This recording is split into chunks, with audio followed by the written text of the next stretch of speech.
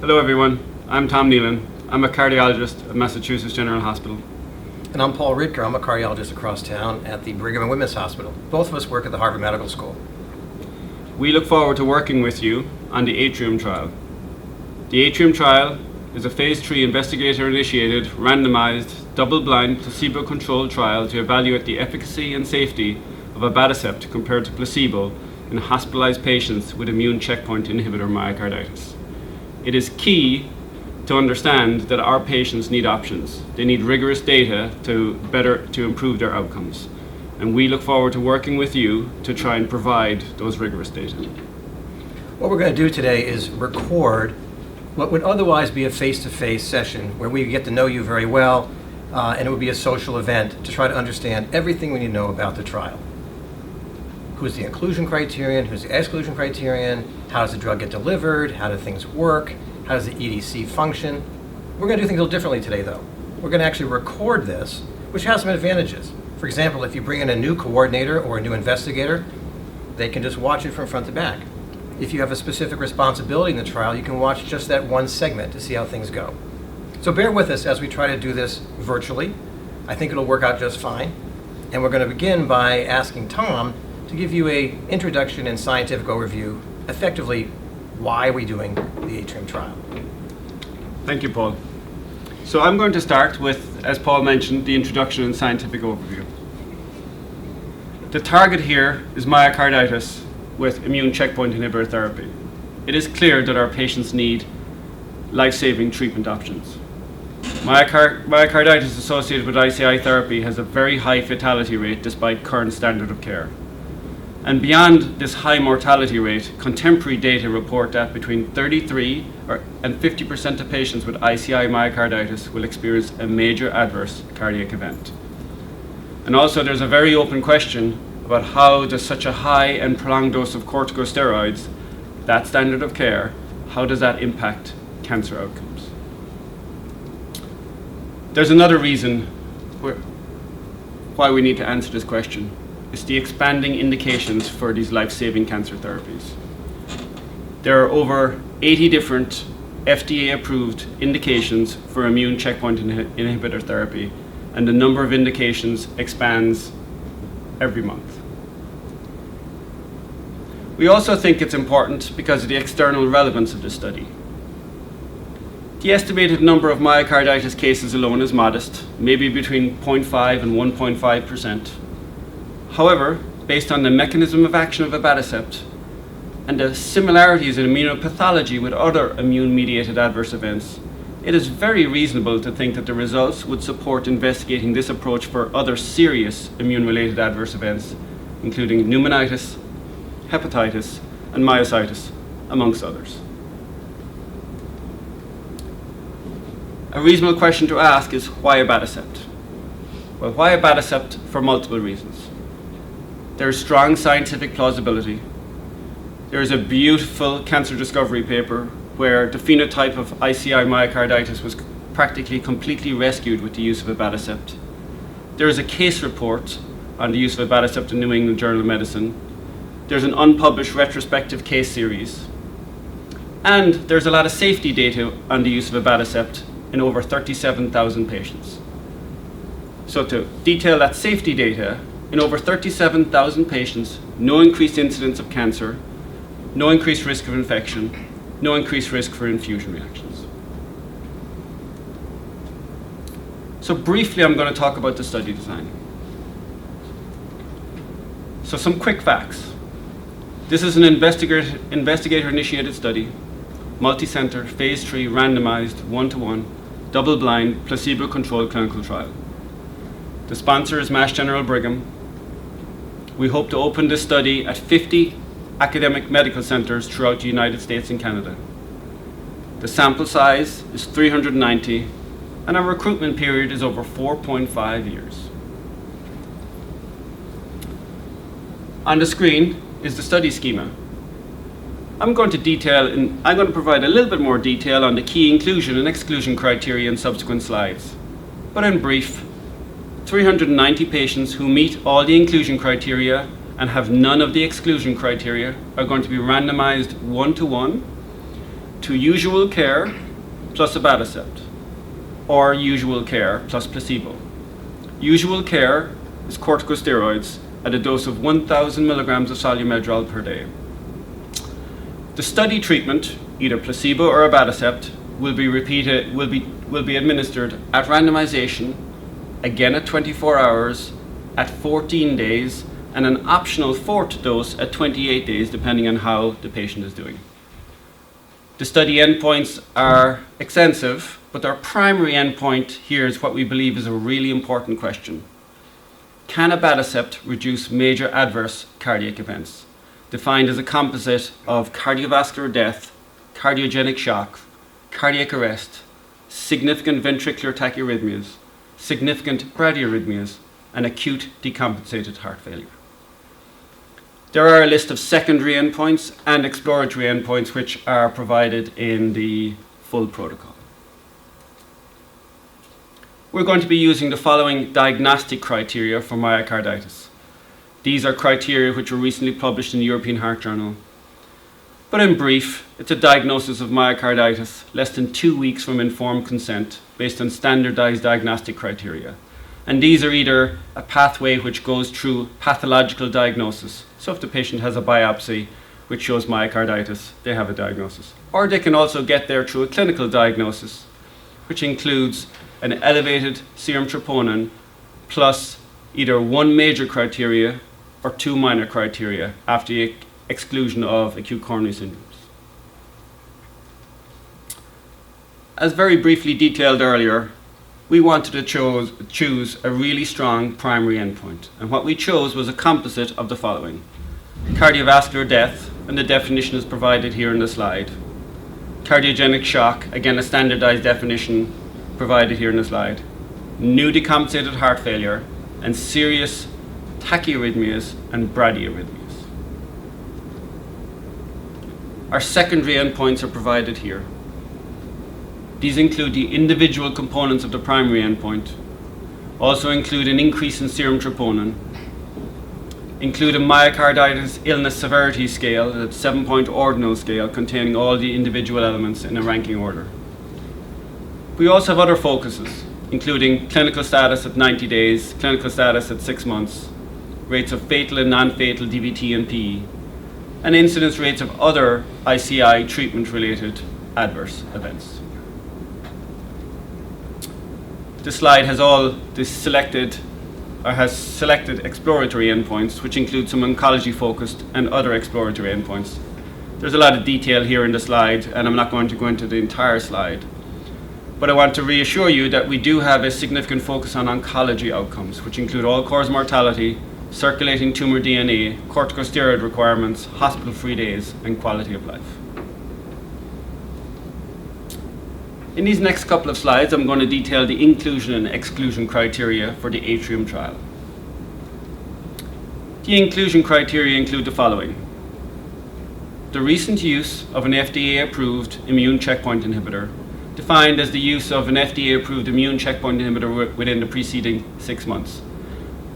As this group knows, the number of indications for immune checkpoint inhibitor expands continually. So that recent use of an FDA-approved ICI is an ever-expanding list. Age greater than or equal to 18 at the time of informed consent. A diagnosis of myocarditis less than or equal to 2 weeks of informed consent. Hospitalization at the time of randomization.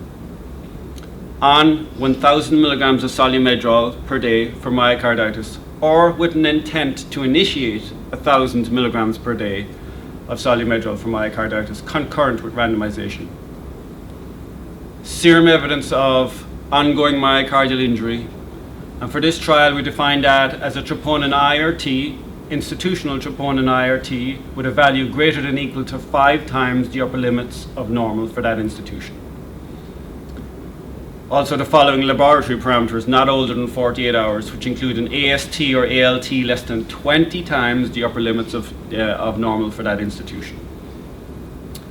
The 20 times upper limits of normal is in recognition that many of these patients might have concomitant hepatitis, and so as not to exclude those patients who should be included.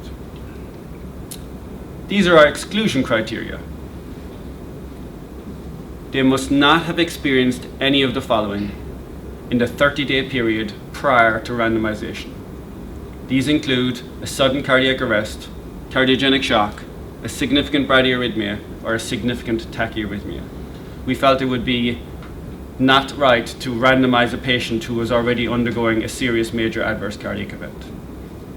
Another exclusion criteria include prior exposure to abatacept and belatacept, and concurrent use of the following non-corticosteroid immunosuppressive therapies, and the list is provided here. I won't go through every medication.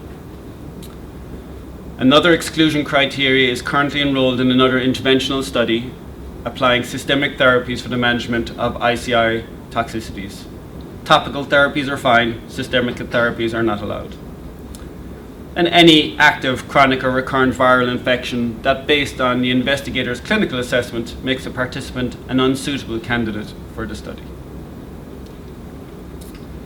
Next, I'm going to turn over to Dr. Ritker, who's going to provide some detail on the Atrium trial, DCC, and CCC, and how we're going to work together to answer this important question. Well, thank you, Tom. That was a terrific introduction to the core scientific reasons for doing this trial. And certainly Tom and I, as cardiologists around the world, are struggling with. We're seeing patients with immune checkpoint-induced myocarditis. We really hope this is a way of getting our patients through that crisis so they can get back to their oncologist and really work on the underlying disease state. So my task today is to give you a very brief overview of the structure of the trial. I'm going to begin by telling you that the only structure you really need to know about is in the center of that circle. It's all about you. Our clinical sites, hopefully all of the sites have a physician cardiologist, a physician oncologist, and let's be honest, most importantly, a coordinator, because we're well aware the coordinator probably does 90% of all the work in all of our clinical trials. That group working together is responsible for making sure that everything you'll be hearing about in these videos is front and center at all time, 24/7 at your site. Because the patients are going to be relatively rare. The question is, how do we capture them? So the participants in our trial are at the center of this universe. Now I'm going to take you through the various pieces of this trial structure just so you know they're there. But I want you to understand it's all about the sites and it's all about the participants. Now one thing to know up front about Atrium is this is what's called an investigator-initiated clinical trial. We're sponsored by a pharmaceutical company. We'll come back to that later, Bristol Myers Squibb. But they're not involved in the day-to-day conduct of this trial. There is no CRO. We are running this soup to nuts. Tom's outfit over at Mass General, my outfit at the Brigham Women's Hospital, and all of you. This is because we really believe in what we're doing, and we need your support to make it work. So here's the first of the four pieces. You've heard from Tom. He's the principal investigator of the data coordinating, the clinical coordinating center. That's really involved in scientific oversight. They'll be involved in monitoring with you, which in this trial is going to be done almost entirely virtually. We'll have site startup and training. This is part of that process. The clinical coordinating center will be working with us on recruitment, adherence, and compliance. That's part of what we're doing today. And contracting and compensation will be done through their offices. You're going to be hearing from many of Tom's colleagues and staff during the course of these videos. On my side of the street is the Data Coordinating Center. We're doing a lot of things in the background that we hope you don't have to know about at all. We're the Drug Distribution Center. We'll be working on Central Sample Repository. We have a Central Shipping and Supply Center. We're also serving as a statistical core with our PhD biostatisticians. We're the Endpoint Adjudication Center. And as we'll be hearing about later, we're using a very sophisticated electronic data capture system called SOCAR or eSOCDAT. And again, you see the names here of folks who I've worked with for the last 25 years who are very good at all these tasks. And you'll be hearing exactly how this is going to be done. Our funder is Bristol Myers Squibb, and I want to thank the various people at Bristol Myers Squibb who have helped us to get this far. But I want to remind you again, this is an investigator-initiated trial, so that IND is actually exempted and being, if anything, underneath Mass General Brigham. It's not really under Bristol Myers Squibb, and that means all of us are responsible for the conduct of this trial. We also are blessed with a superb data and safety monitoring board. It's being chaired by my good friend Bob Harrington at Stanford, who is a cardiologist that many of you know. He's being joined by a second cardiologist from Cleveland Clinic, Paul Kremer, who knows a great deal about this particular disease. There are two oncologists on the Data Safety Monitoring Board, Ryan Sullivan and Jarushka Naidu, both from Mass General and Johns Hopkins, again, experts in immune checkpoint inhibitor-associated complications. And I'm very pleased that Kent Bailey, who's been a biostatistician with us for many years in many of our trials, has agreed to once again serve this role. So a really world-class group there. But I want to emphasize again, you guys are the stars. If I do my job right, and my staff does their job right, and Tom does his job right, and his staff does their job right, you won't maybe have to worry about the components of the trial. That's all in the background. If everything flows correctly, it's all about you, and ultimately, all about the participants. Now, I've done something in my clinical trials that I don't think most other people do, and it's right here. That's my cell phone number, and that's Tom's cell phone number. We're giving them to you because we really mean it. We want to hear from you before there's problems. We want to make sure that we're doing everything we can to make this trial as efficient as possible for you. So don't be bashful. Use those phone numbers if you need to. We'd rather hear from you than not. And again, thank you so much for your commitment to the Atrium trial. We're now going to move into what I call the nuts and bolts of how to get this trial done. So thank you for listening. For the next segment, I'm going to go into the study assessments. I'm going to present a few slides about those study assessments. But for detail, I would refer you to the manual of operations and the study protocol.